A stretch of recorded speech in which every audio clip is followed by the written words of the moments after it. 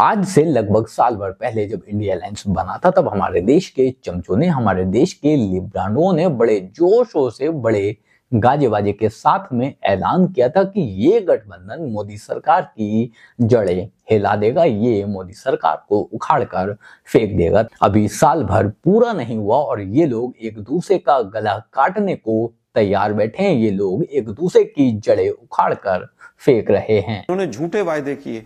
अभी कह रही थी कि हमने बस रेवोल्यूशन ले आए हैं।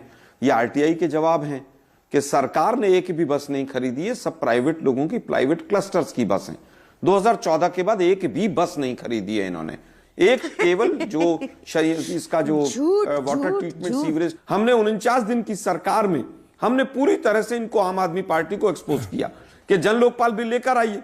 यही हाल इन्होंने पंजाब में किया, लेकिन पंजाब के बाद अब इनकी दाल नहीं गल पा रही है। हरियाणा में भी बड़े बड़े वायदे किए थे, नोटा से कम वोट थे इनके। बीजेपी वो कह रहे हैं कि साहब हमने तो बहुत कुछ किया, आम आदमी ने कुछ नहीं किया। 4 महीने पहले लोकसभा इलेक्शंस के लिए जो दो पार्टियां यानी कि कांग्रेस और आम आदमी पार्टी एक साथ खड़ी थी, एक साथ भाजपा से लड़ रही थी, वो अभी एक दूसरे का गला ही काटने में लगी हुई है और सामने बैठकर भाजपा बस देख रही, क्योंकि उसे कुछ करना ही नहीं है। इन इलेक्शंस में ये दोनों एक दूसरे को निपटा कर ही मानेंगे। एटलीस्ट डिबेट देखकर तो यही लगता है। बाकी क्या कुछ हमारे आज के इस बहस में, इस डिबेट में, आप खुद देखिए। प्रियंका जी, आजकल कांग्रेस आपके हाथ धोकर पीछे पड़ गई है। एलजी भी लगता है क्या कांग्रेस पार्टी की सुन रही, क्योंकि संदीप दीक्षित की शिकायतें और उस पर एलजी ने फटाफट जांच बिठा दी हुआ था गलत तरीके से। ये सुप्रीम कोर्ट ने बात कही है।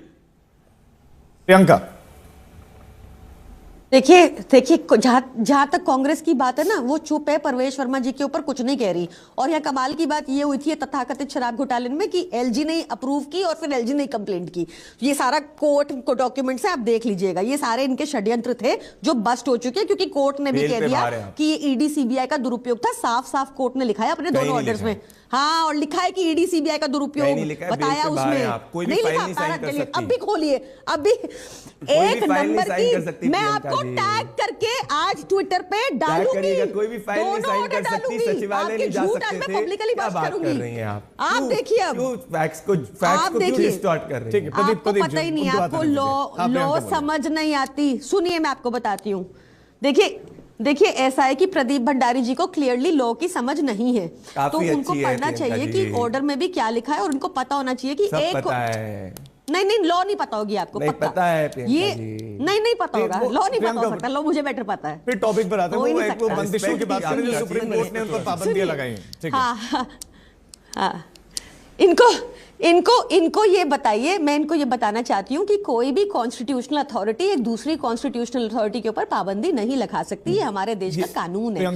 आप जवाब देना, लेकिन आलोक जी के पास पहले जाते हुए। आलोक जी, आपकी बहुत सारी शिकायतें हैं आम आदमी पार्टी से, लेकिन सवाल है कि जनता पर भरोसा क्यों करे? क्योंकि आप जिन पर आरोप लगाते हैं फिर उनके साथ चले जाते हैं, फिर जब आपको लगता है कि चीजें ठीक नहीं है तो आप अलग हो जाते हैं, फिर भरोसा कैसे करे आप पर आम जनता? देखिए, मुझे लगता है कि 15 साल का जो शीला दीक्षित जी का कार्यकाल था, जिसमें दिल्ली को हमने पूरी तरह से बदला, उसमें पूरी तरह से भरोसे की ही बात थी।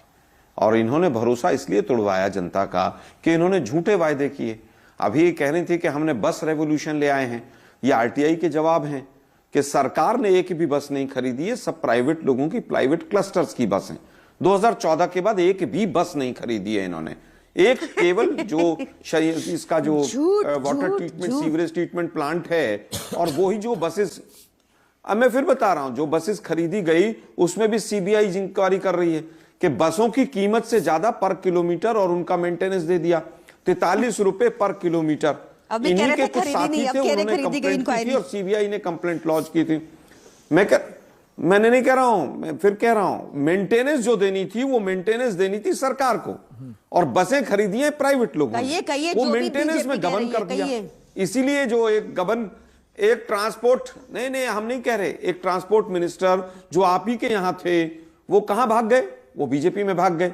अब बीजेपी वाले साथी बड़ी बड़ी बातें कर रहे हैं। बीजेपी वो कह रहे हैं कि साहब हमने तो बहुत कुछ किया, आम आदमी ने कुछ नहीं किया। अरे भाई, साथ एक मिनट सुनिए प्लीज, प्रियंका सुनिए ना। 7 सांसद 3 बार जीत कर दिए। एक शराब की बोतल के साथ जब दूसरी दी जा रही थी, तो उस स्कीम को परमिशन किसने दिया? एलजी ने। और वहां पर कॉर्पोरेशन किसकी थी 15 साल तक? बीजेपी की। तो दुकानें खोलने की परमिशन किसने दी? बीजेपी ने। तो ये दोनों लोग तो मिले ही हुए थे पहले से। अब बात आती है कि भाई हम उनके साथ चले जाते हैं, किसके साथ चले जाते हैं। हमने 49 दिन की सरकार में हमने पूरी तरह से इनको, आम आदमी पार्टी को एक्सपोज किया कि जन लोकपाल बिल लेकर आइए। यही हाल इन्होंने पंजाब में किया, लेकिन पंजाब के बाद अब इनकी दाल नहीं गल पा रही है। हरियाणा में भी बड़े बड़े वायदे किए थे, नोटा से कम वोट थे इनके, और इस बार पूरी तरह से इनकी जमीन खिसक चुकी है। यही हालत है कि इनके उप मुख्यमंत्री हो, तमाम लोग तो अपनी सीटें बदलते घूम रहे हैं। अरे भाई सीटें क्यों बदल रहे हैं? अगर आपने काम किया है तो आपने 2 दर्जन से ज्यादा विधायकों की सीटें अभी तक बदल दी हैं। पेंशन बिल्कुल बंद है। कितने नए राशन कार्ड बने बताइए जरा। 2014 के बाद दिल्ली के अंदर एक भी राशन कार्ड नहीं बना है। मैंने पूरी प्रेस कॉन्फ्रेंस की थी, क्यों नहीं बना है? क्योंकि ना बीजेपी चाहती है ना ये चाहते हैं। ये बीजेपी जनगणना नहीं कराती है, सेंसस नहीं होगा तो राशन कार्ड की संख्या नहीं बढ़ेगी। कुछ राज्यों ने बिना सेंसस कराए भी अपनी तरफ से राशन परचेज करके अपने यहां पर राशन कार्ड बनवाए हैं, लेकिन केजरीवाल जी ने नहीं बनवाए हैं। ना पेंशन देंगे हम, ना हम किसी भी तरह से राशन कार्ड बनवाएंगे, ना नए स्कूल खोलेंगे। इन्होंने तो कहा था हम 20 कॉलेज बने हुए हैं, उसमें हमने कमरे बढ़ा दिए हैं, उसमें बेहतर स्कूलिंग हो रही है, बढ़िया एकदम सब चकाचक भीतर है। देखिए मुझे लगता है मैं लौटता हूं, अगर बेहतर स्कूलिंग हो रही है तो 5-6 हजार प्रिंसिपल की वैकेंसी क्यों खाली है? प्रदीप जी का इस पर रिएक्शन ले लेते हैं। प्रदीप जी, आम आदमी पार्टी का चलो एक विजन तो क्लियर है कि हम महिलाओं के लिए ये हमारी योजना है, वो चुनावों में और कैंपेनिंग में हर चीज में आपसे बहुत आगे। आपके कैंडिडेट कौन होंगे नहीं पता, आपका क्या विजन होगा, आप क्या वादे होंगे वो नहीं पता, तो आपको आपत्ति इससे है कि उन्होंने एक वादा हमसे पहले कर दिया या कुछ और? नहीं, हमें आपत्ति इस बात से है कि भाई 50 करोड़ का शीश महल इन्होंने जनता के पैसे को लूट कर बनाया। वही अरविंद केजरीवाल जो कहा करते थे 2 BHK, वो 50 करोड़ रुपए से महिलाओं के खाते में पैसे चले जाते, वो 50 करोड़ से दिल्ली की सड़क ठीक हो जाती, वो 50 करोड़ से लैंडफिल सही हो जाती, वो 50 करोड़ से नया अस्पताल बन जाता, वो 50 करोड़ से दिल्ली की जनता की सेवा हो जाती। पर नहीं, प्रियंका कक्कड़ जी के लीडर को तो सिर्फ और सिर्फ अपनी जेब और तिजोरी भरनी है। और आलोक जी बड़ी बातें कर रहे हैं। भाई जब ईडी ने शराब घोटाले की इंक्वायरी करी थी, उसके बाद तो जाके लोकसभा में साथ में दोनों ने अलायंस किया था।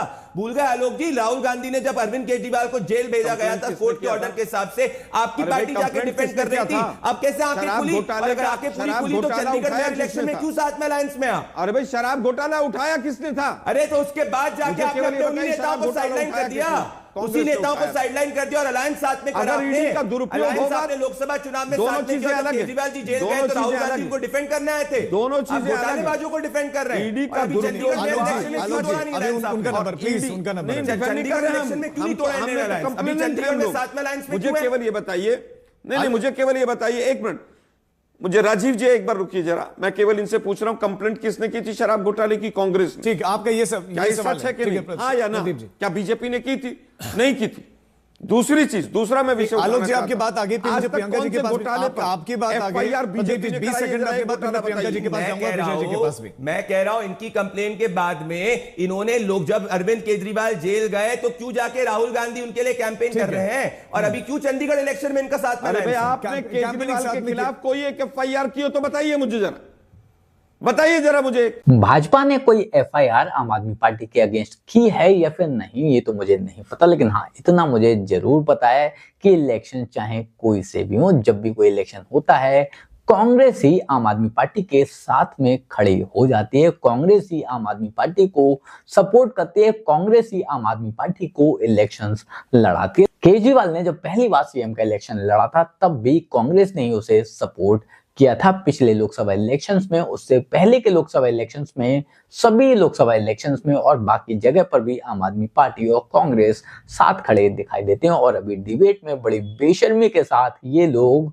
भाजपा को एक दूसरे की बी टीम बता रहे हैं। बाकी आप लोग इस बेशर्मी पर क्या कहना चाहेंगे कमेंट कर जरूर बताएं। जल्द मिलते हैं किसी नए वीडियो में नए टॉपिक के साथ, तब तक गुड बाय, नमस्कार, जय हिंद।